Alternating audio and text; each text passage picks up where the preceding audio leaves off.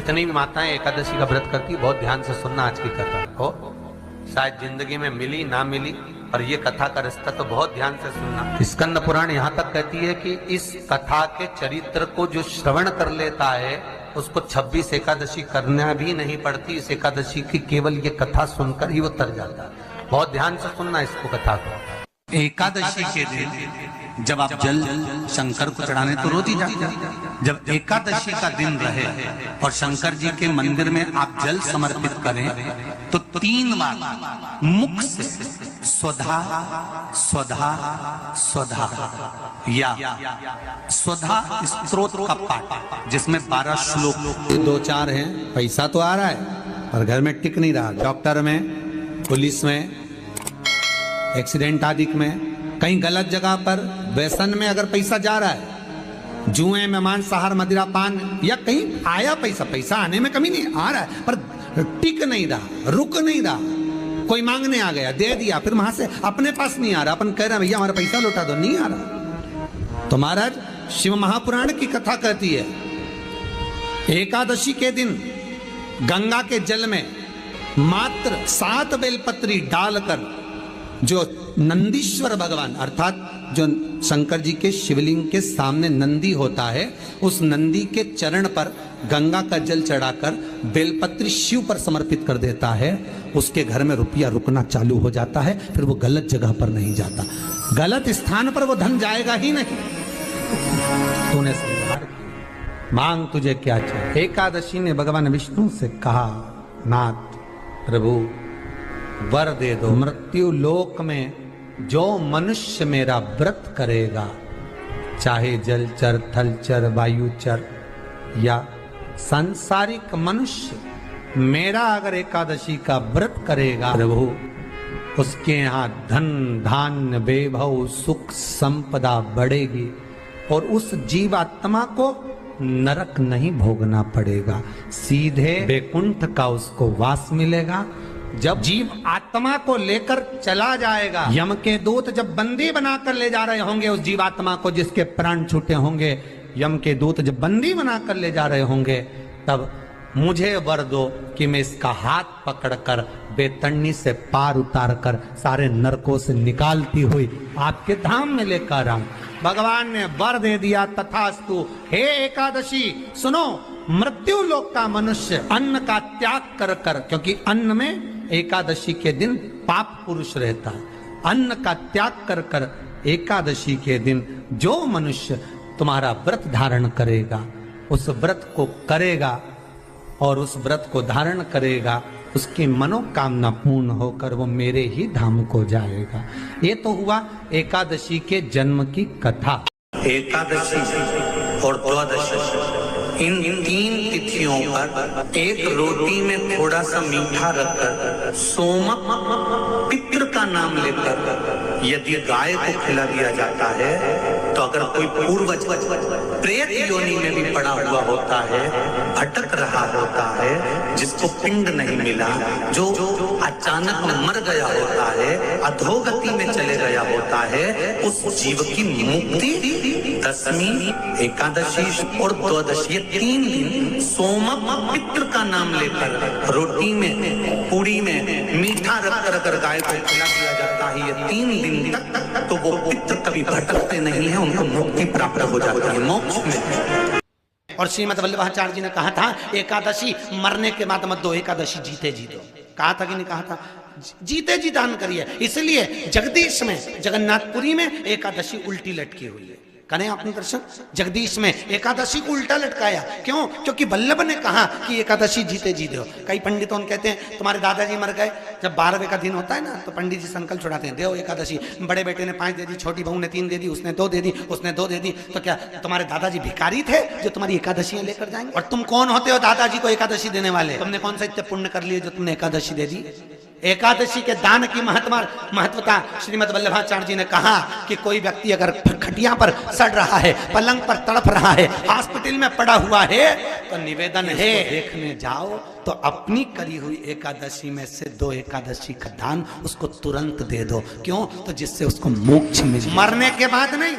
क्योंकि मरने के बाद तो वो 10वें के दिन, गरुड़ पुराण में लिखा है 10 दिन तक जीवात्मा घर की अटारी पे रहती है। कितने दिन? 10 दिन। 10 दिन के बाद जीवात्मा चली जाती है। कहाँ जाती है? उसको जहां जाना है। 3 दिन में चावल को भोग भोगना पड़ता है जीवात्मा को। 3 दिन नरक का भोग भोगती है, उसके बाद स्वर्ग का भोग भोगती है। 18 दिन में ये प्रोसेस पूरी हो जाती है। कितने दिन? 18 दिन। 18 दिन के बाद में उस जीवात्मा को धान के खेत में पटका जाता है। कहते कि नहीं कहते? और क्या कहते हैं? द्वादशी के दिन चावल खाना जरूरी है। एकादशी का पालना करना है तो द्वादशी को चावल का एक गिरास खाओ, तब द्वादशी को चावल खाओगे तो एकादशी लगेगी।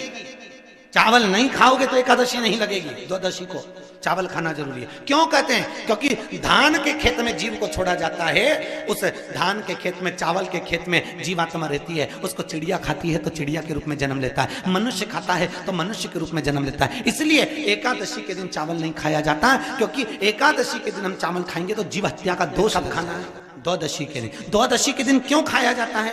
क्योंकि हम एकादशी के व्रत करे रहते हैं और पहला घासा जब चावल का खाते हैं तो अपनी करी हुई एकादशी का पुण्य, जितने जीव हमारे मुंह में जाते हैं उनको उसका पुण्य मिल जाता है और उनका फिर जन्म नहीं होता, वो तर जाते हैं, उनको एकादशी का भाग मिल जाता है। इसलिए कहते हैं एकादशी को चावल मत खाओ, पर द्वादशी का दान दिया, वो मिली उनको। अरे बोलो अच्छे से। कई तो अभी तक कर रही होगी, हमारे दादाजी के निमित्त कर ले। 10 दिन तक जीवात्मा है और आपने एकादशी कब दान दी? गुलाब के फूल में पानी। आइए भक्तों, आज सुनते हैं तुलसी माता की चालीसा। यह चालीसा सुनने से होती है हर रोगों से मुक्ति, मिलती है सुख समृद्धि का आशीर्वाद।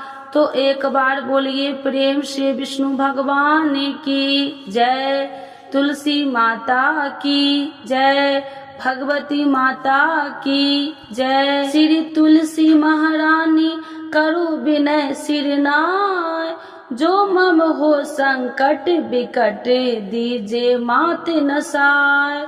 नमो नमो तुलसी महारानी, महिमा अमित न जाए बखानी। दियो विष्णु तुमको सम्माना, जग में छायो सुयस महाना।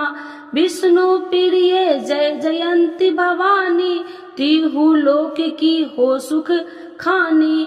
भगवत पूजा करे जो कोई, बिना तुम्हारे सफल न हो। जिन घर तब नहीं होए निवासा, उस पर करे विष्णु नहीं वासा। करे सदा जो तब नित सुमरन, ते ही के काज होए सब पूरन। कार्तिक मास महात्म्य तुम्हारा, जाको जानत सब संसारा। तब पूजन जो करे कुमारी, पावे सुंदर वर सुकुमारी। करे जो पूजा नित प्रति नारी, सुख संपत्ति से होए सुखारी। वृद्धा नारी करे जो पूजन, मिले भक्ति होवे पुलकित मन। श्रद्धा से पूजे जो कोई, भव निधि से तर जावे सोई। कथा भागवत यज्ञ करावे, तुम बिन नहीं सफलता पावे।